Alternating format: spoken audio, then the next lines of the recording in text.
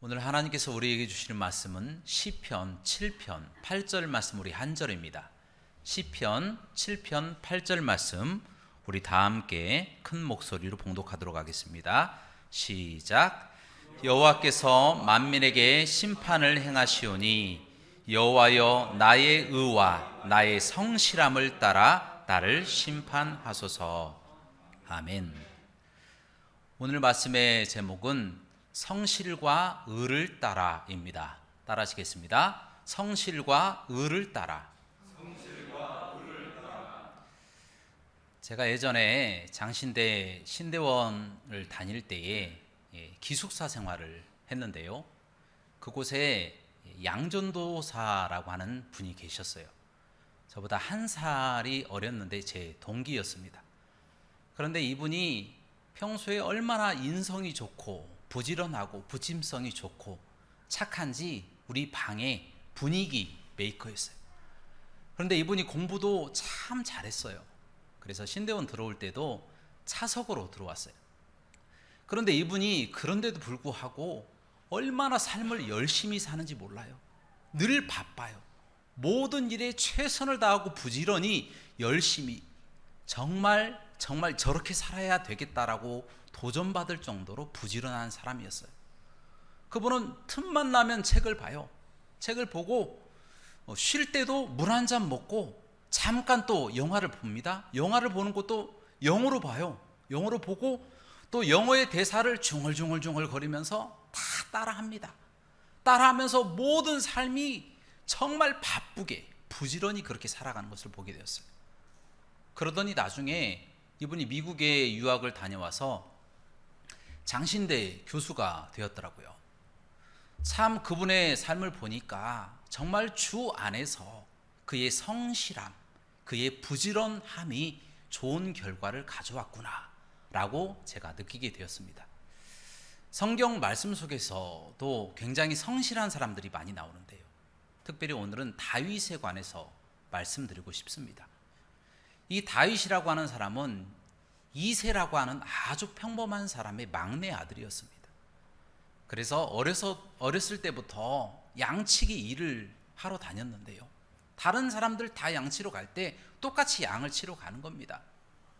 그곳에서 아침이면 양들을 몰고 나가서 먹이고 그리고 배설물을 또 치우고 또 다시 저녁이 되면 돌아오는 일상을 반복하는 겁니다. 그렇게 삶을 살아가는 거예요. 그래서 늘 다윗의 몸에서는 이 양의 누린내와 배설물 냄새가 배어 있었다라는 거예요. 사람들이 기피하는 그런 사람이었다라는 겁니다. 그래서 여느 다른 양치기들의 삶과 별반 다를 바 없이 동일하게 아주 평범하고 지극히 단순한 삶을 살았던 사람이 바로 다윗이었다라는 것입니다.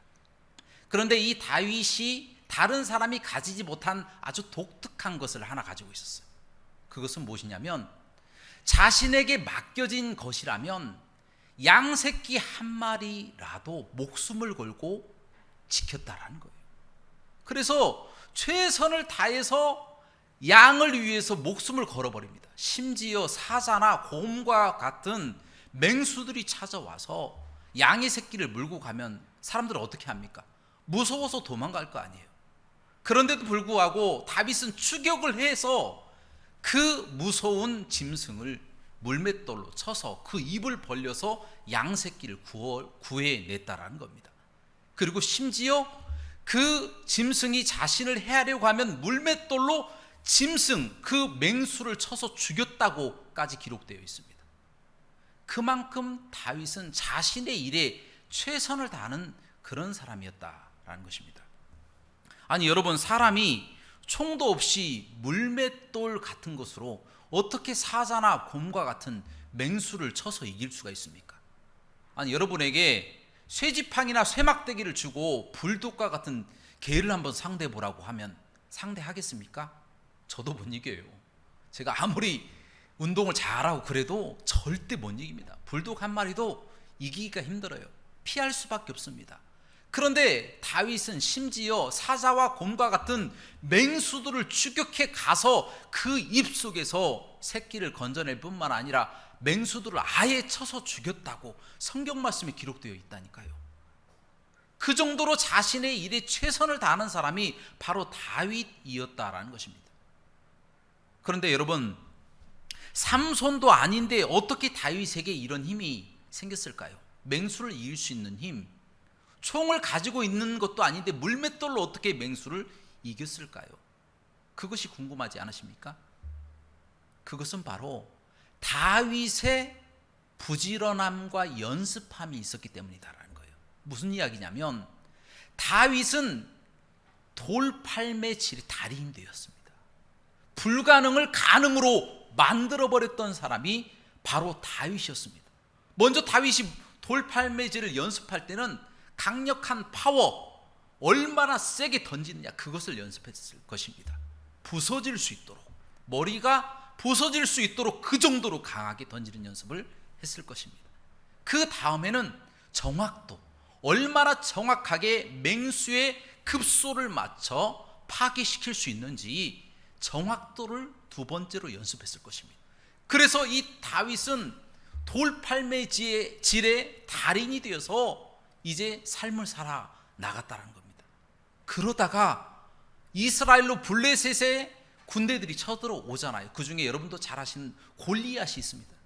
2m 70cm나 되는 구처 거인이었습니다. 그런데 그 거인을 상대에서 이겼어요. 어떻게 이겼냐? 돌팔매질로 돌려서 던졌더니 정확하게 이 골리앗의 이마를 맞췄다라고 성경 말씀에 기록되어 있는데, 이마를 맞춘 정도가 아니라 맞춰서 이 돌멩이가 이마 속으로 파고 들어갔다라고 기록되어 있다는 겁니다. 얼마나 강력하고 얼마나 정확하게 던졌는지 골리앗을 단번에 물리쳐서 쓰러뜨릴 정도로 정확도와 이 강력함이 있었다는 거예요. 돌팔매질의 달인. 결국 다윗은 어떻게 됐습니까? 다윗은 나중에 이스라엘의 왕이 되었다라는 거예요. 그렇습니다. 여러분, 영어 속담에 고통 없이는 영광도 없다, No pain, no crown이라고 하는 이야기가 있어요. 그 말처럼 다윗은 자신의 모든 삶을 최선을 다하며 살았던 사람이에요. 목숨을 걸고 또 열심히 훈련하고 부지런하고 정직함으로 자신의 성실함을 하나님 앞에 드러냈고, 하나님이 그를 들어서 훌륭한 다윗 왕으로 세우셨다라는 것입니다. 여러분, 그러나 이런 성실함은요, 단지 우리 육신의 삶의 축복으로 끝나지 않습니다. 이 삶은 바로 우리 이생의 삶, 하나님의 나라의 삶의 축복으로 연결이 됩니다. 오늘 말씀 시편 7편 8절 말씀 우리 다 함께 봉독하도록 하겠습니다. 시작. 여호와께서 만민에게 심판을 행하시오니 여호와여, 나의 의와 나의 성실함을 따라 나를 심판하소서. 아멘. 시편 기자는 만민, 바로 어느 민족 누구에게나 하나님의 심판이 닥쳐올 것이다, 그렇게 이야기를 하고 있습니다. 그렇습니다. 하나님의 심판은 언제건 우리가 알지 못하는 때에 도적같이 그날이 임하게 되어진다는 것. 하나님의 심판이 분명히 이 땅에 올 것이다, 맞는 이야기입니다. 그런데 중요한 것은 여기에서 이 시편 기자가 하나님의 심판 때에 반드시 준비해야 하는 것 두 가지를 이야기를 합니다. 그것이 바로 무엇입니까? 성실함과 자기의 의라고 그렇게 이야기를 합니다. 하나님의 심판대 앞에 나의 성실함과 나의 의를 가지고 나가야 된다, 그렇게 고백하고 있다는 것입니다. 그래서 먼저 성실함에 대해서 조금 볼 건데요, 여기서 이 성실함이라고 하는 것을 좀 더 구체적으로 이야기를 한다면, 이 성실함은 히브리어로 탐이라고 그렇게 이야기합니다. 탐. 그런데 이 뜻은 무엇이냐면 고귀하다, 또 완전하다, 숭고하다, 또 순전하다, 올바르다, 이런 뜻을 가지고 있다는 거예요. 그래서 이 성실함이라고 하는 뜻은 이 고귀함을 지키는 노력, 다른 말로 거룩, 또 다른 말로 분별, 그리고 요즘 말로 경건이라고 바꿔서 이야기할 수 있다는 겁니다. 바로 이 경건이 바로 성실함인데, 이 성실함이 하나님이 심판 때에 시편 기자에게 원하시는 것이고 바로 이 시대에 우리에게 원하시는 것이다라는 겁니다. 여러분, 디모데 전서 4장 7절부터 8절까지의 말씀을 우리 다 함께 봉독하도록 하겠습니다. 시작. 망령되고 허탄한 신화를 버리고 경건에 이르도록 내 자신을 연단하라. 육체의 연단은 약간의 유익이 있으나 경건은 범사에 유익하니 금생과 내생의 약속이 있느니라. 아멘.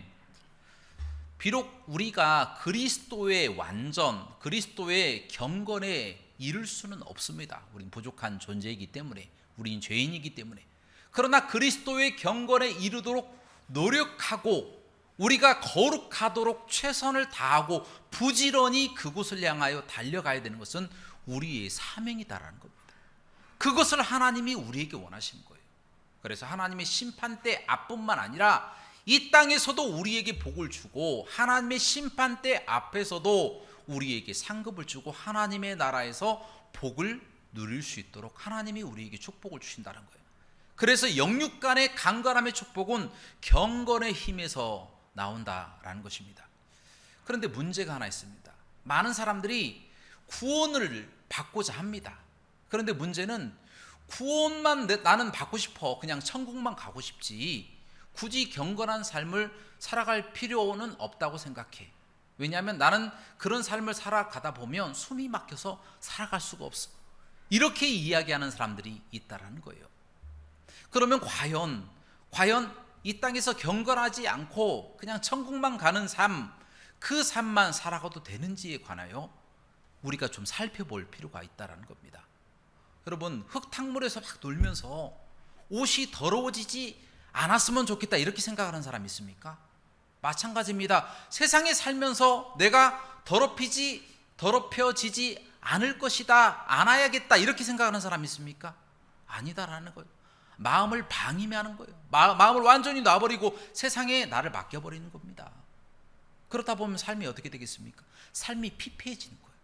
점점 세상으로 빠져 들어가게 되어진다는 거예요. 자, 바로 이 부분에 관하여 디모데전서 6장 3절부터 5절까지의 말씀에 이렇게 우리에게 잘 설명하고 있습니다. 자, 다 함께 봉독하도록 하겠습니다. 시작.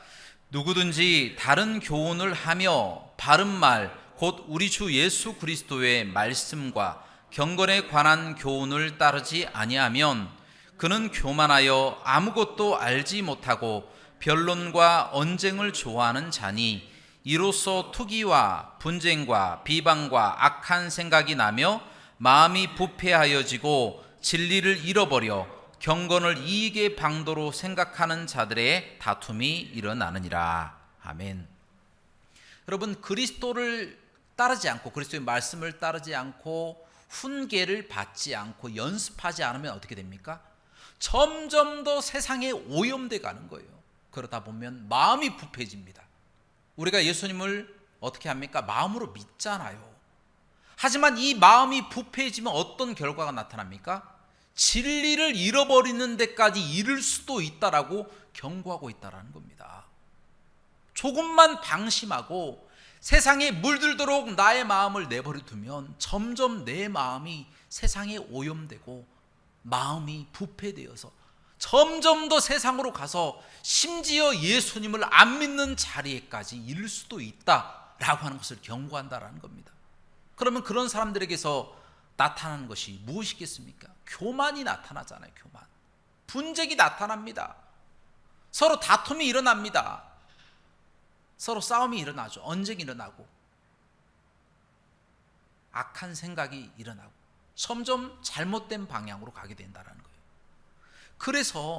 그래서 성실함으로 우리가 무장을 해야 된다는 거예요. 어떤 성실함이요? 경건, 거룩, 구별, 하나님의 말씀대로 살아가는 경건이 우리에게 필요하다는 겁니다. 그와 같이 경건하면 얼마나 우리에게 큰 유익이 주어질까요? 이 땅에서도 복을 받는다라고 성경 말씀에 나와 있어요. 이 땅에서도 복을 받을 뿐만 아니라 하나님의 나라에서도 복을 받고 상급을 받고 하나님께 칭찬을 받게 되어진다는 겁니다. 이런 놀라운 복이 누구에게 주어진다고요? 성실한 바로 경건한 사람들에게 주어진다는 거예요. 그래서 시편 기자는 성실함을 가지고 하나님의 심판대 앞에 내가 나아간다, 그렇게 고백하고 있다는 겁니다.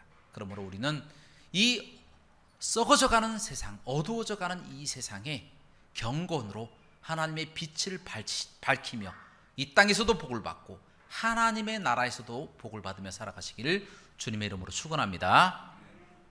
그리고 두 번째로 시편 기자는 성실함과 더불어서 하나님의 심판대 앞에 나아갈 때에 가지고 가야 될 또 한 가지를 말합니다. 그것이 무엇입니까? 자기의 의라고 말씀하고 있습니다. 자기의 의, 그러니까 나의 의, my righteousness, 그렇게 이야기를 합니다. 나의 의, 이것을 가지고 가야 된다. 자, 오늘 말씀, 오늘 본문 말씀 우리 다 함께 다시 한번 봉독하도록 하겠습니다. 시작.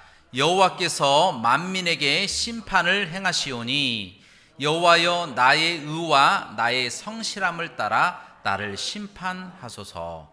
아멘. 자, 말씀에 나와 있는 대로 하나님의 심판대 앞에 성실함과 더불어서 우리가 가지고 가야 될 것은 바로 나의 의입니다.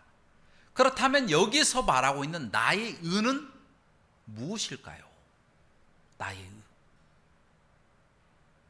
우리가 조금만 생각해 보면 이것이 성실함이 아닐까, 경건이 아닐까, 이렇게 착각할 수도 있습니다.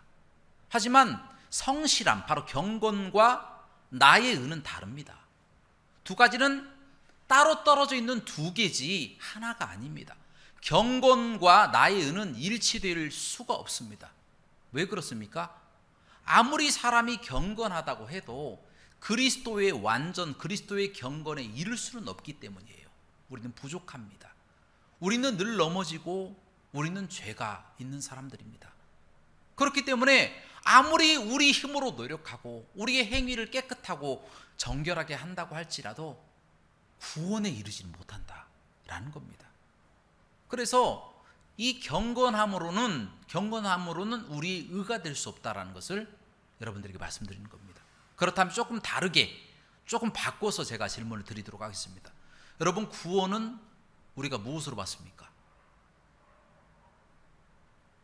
어렵지 않아요. 구원은 무엇으로 받습니까? 예, 믿음으로 받습니다. 믿음으로. 누구를 믿음으로 받습니까? 예수 그리스도를 믿음으로 구원받는 거예요. 다른 게 필요 없어요. 돈으로도 못 가는 나라, 똑똑해도 못 가는 나라, 잘생겨도 못 가는 나라, 그 나라가 하나님 나라입니다. 오직 무엇으로만 가는 나라입니까? 믿음으로만 가는 나라. 누구를 믿음으로요? 예수님을 믿는 믿음. 그러므로 여기에서 말하고 있는 나의 의라고 하는 이 부분은 바로 예수 그리스도를 믿는 믿음을 가리키고 있다는 것입니다. 예수 그리스도를 믿는 이 믿음이 하나님의 심판대 앞으로 가지고 나가야 될 우리의 의다라는 거예요. 예, 신학적인 용어로는 이게 의의 정가라고 그렇게 이야기를 합니다. 예수 그리스도의 그 의가 나에게 들어왔다. 내가 의로운 사람이 아니라 예수 그리스도의 그 의가 나에게 정가가 되어서 내가 그 은혜로 말미암아 구원을 받는 것이다. 그렇게 이야기를 합니다. 그래서 자기의 의로 자랑할 것, 바로 자기의 의로 자랑할 수 있는 것은 예수 그리스도를 믿는 믿음밖에 없다라는 거예요. 이것을 가지고 나아가야만이 하나님이 그것을 우리의 의로 여겨주시고 우리를 구원해 주신다라는 것입니다. 그런데 안타깝게도 많은 사람들이 이 구원도 받고 상급도 받고 싶었는데 세상적으로 열심히 행동을 하면 구원도 주어지고 상급도 주어지는 것으로 착각을 하는 사람들이 많이 있어요. 그러나 잘못 생각한 겁니다. 구원은요, 오직 믿음으로 받는 것이고 상급은 우리의 성실함, 경건으로 받는 것입니다. 반대로 이야기하면 경건함이 아무리 투철하고 경건함이 아무리 깊고 넓고 그 사랑이 한이 없이 크다고 할지라도 예수 그리스도를 안 믿으면 그 경건함은 무효가 되어버린다는 거예요. 그래서 예수님을 믿는 것이 이토록 중요한데 세상 사람들은 예수 그리스도를 믿지 않고 자신의 힘과 자신의 의지, 자신의 행위로 구원받으려고 한다는 겁니다. 잘못되었다라고 하는 것을 제가 말씀드린 겁니다. 제가 예전에 다른 교회에 있을 때 호스피스 병동이라고 마지막을 기다리는 그런 분들이 호흡기를 끼고 누워 계시는 그런 병동에 자주 신방을 갔습니다. 그런데 그곳에 가보면 할머니 할아버지들이 뼈만 앙상하게 남은 채 호흡기를 꼽고 정말 주님 부르실 날만 기다리고 누워 계세요. 그런데 얼굴을 보면 할아버지건 할머니건 얼굴의 생김새가 다 똑같아요. 뼈가 다 앙상하고 그냥 눈이 휑하니 들어가 있고 그냥 숨만 쉬고 계시는 거예요. 눈 감고. 다 얼굴이 다 똑같아요. 과거에 아무리 똑똑하고 아무리 예쁘고 멋있을지라도 마지막 순간에 보니까 모든 모습이 다 똑같더라고요. 그렇게 모든 사람들은 똑같이 다 죽음을 맞이하게 되어진다는 거예요. 얼마나 우리 인생이 슬픕니까? 언젠가는 죽어야 된다라고 하는 이 사실, 이것이 바로 죄 때문이 아니겠습니까? 그래서 이 영혼들이 너무 불쌍해서 또 저희 교회에서 금요일 정도? 목요일 정도 저희가 전도를 했습니다. 교인들이 나와서 전도를 했는데 사람들이 얼마나 바쁜지 다 휑 하고 지나가요. 마스크에다가 저희 교회 마크를 붙여서 전도를 했는데 휑하니 다 지나가 버린, 얼마나 바쁜지. 그리고 매몰차게, 예상과는 달리 매몰차게 거절하는 사람들도 굉장히 많이 있더라고요. 물론 저희의 입장에서는 다 구원받았으면 좋겠죠. 그런 간절한 마음으로 복음을 선포하고 전도를 했는데 이 받는 사람들 입장, 지나가면서 정말 바쁘게 지나가는 사람들의 입장에서 보면 우리가 그들의 삶에 장애물, 방해물이 되어 있다라는 겁니다. 정말 뭐가 중요한지 모르고 있는 사람들이죠. 얼마나 안타까운지 모르겠습니다. 그래서 여러분들에게 이제 도전합니다. 사랑하는 여러분, 하나님의 심판이 우리 개개인에게 조금씩 다가오고 있습니다. 지금 말세지 말입니다. 점점 더 하나님의 심판이 우리에게뿐만 아니라 이 세상 모든 만민과 세상 모든 만물에게 임하고 있다는 거예요. 언제 예수님이 오실지 우리가 어떻게 알겠습니까? 우리는 단지 기도하고 이 땅에서 거룩한 삶을 살아나가는 것밖에 우리가 무슨 일을 더 하겠습니까? 그러므로 여러분들 이제 경건하게 살아갑시다. 아멘. 네, 경건한 삶을 살아갑시다. 여러분의 성실함으로 하나님의 심판을 준비합시다. 그리고 지금 세상에서 세상이 전부라고 생각하는 사람, 자신이 모든 것을 가졌고 이것이 영원할 것이라고 생각하는 사람들에게 하나님의 복음을 애타게 선포합시다. 그러면 때가 되면 그 불쌍한 사람들이 다 예수 그리스도를 믿고 구원받는 날이 반드시 오게 될 줄로 믿습니다. 그래서 함께 이 땅에서도 복을 받고 하나님의 나라에 들어가고 하나님의 심판대 앞에서 성실함과 자기의 의로 칭찬받고 상급받아 하나님의 나라에서 다 영생을 누리며 살아가시기를 주님의 이름으로 축원합니다. 함께 기도하시겠습니다. 사랑과 은혜가 풍성하시고 자비로우신 하나님, 저희는 참으로 믿음이 연약하고 부족합니다. 그러나 저희를 사랑하여 주셔서 예수님을 믿게 하시고 구원받게 하심을 감사드립니다. 이후의 모든 삶은 하나님과 동행하는 삶이 될 수 있도록 축복하시고 인도하여 주시옵소서. 우리의 마음을 다하고 뜻을 다하고 정성을 다합니다. 이 모든 것들 하나님 받으시고 이 땅에서 거룩한 삶, 경건한 삶, 또한 우리의 바로 예수 그리스도만 자랑하며 살아가는 저희가 되게 하여 주시옵소서. 예수 그리스도 이름으로 간절히 기도합나이다. 아멘.